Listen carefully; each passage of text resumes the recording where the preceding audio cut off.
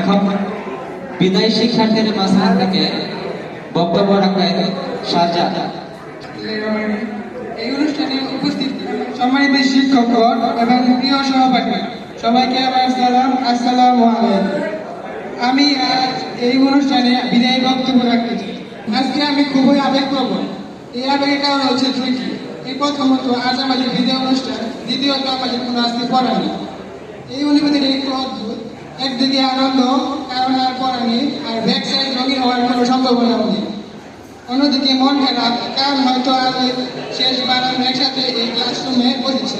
সেই চিরচেনা চেয়ার, সেই চেয়ারের সামনে আজকে দিনটা ঠিক এমন যেন রেজাল্টে পাশ হলেও আমাদের মন খারাপ। এই কোচিং সেন্টারে আমরা শুধু পড়াশোনা করিনি, শিখেছি ধৈর্য, পরিশ্রম, সময়ের মূল্য এবং সবচেয়ে বড় কথা একসাথে চলার মানে। আমাদের বন্ধুরা তোমাদের সাথে কাটানোর সময়গুলো এখন থেকে মিস করতে শুরু করেছি। এই কোচিংয়ে আমরা একটা পরিবার হয়ে গিয়েছিলাম, পরিচয় হয়েছে নাম দিয়ে, কিন্তু সম্পর্ক হয়েছে হৃদয় দিয়ে। এই পরিবারে আজ শেষ একত্রিত হওয়া, শেষ বেঞ্চে ঘুমানো যাবে না, স্যারের বকা খাওয়ার আর সুযোগ থাকবে না, এসে পড়া বাকি হয়তো অনেক আগেই শেষ, আর সম্ভবত শেষবার একত্রিত হওয়া। এই ক্লাসরুমের প্রতিটি দেওয়ালে আমাদের কথা, হাসি, কান্না, বন্ধুত্ব সব লুকিয়ে আছে। কেউ স্যারের পিছনে বসে ফাঁকি দিয়েছে, কেউ সামনে চেয়ারে বসে গম্ভীর ভাব নিয়েছে। তবে সবাই ছিল আমাদের ছোট ছোট স্মৃতির অংশ।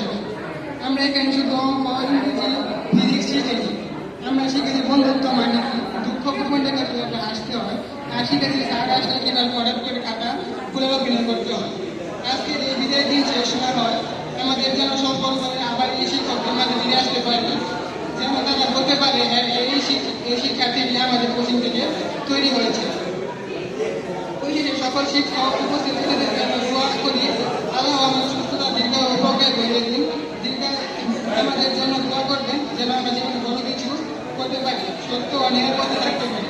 এই বলে আমার বিদায় অনুষ্ঠান বক্তব্য শেষ করছি। সবাইকে সালাম, আসসালামু আলাইকুম।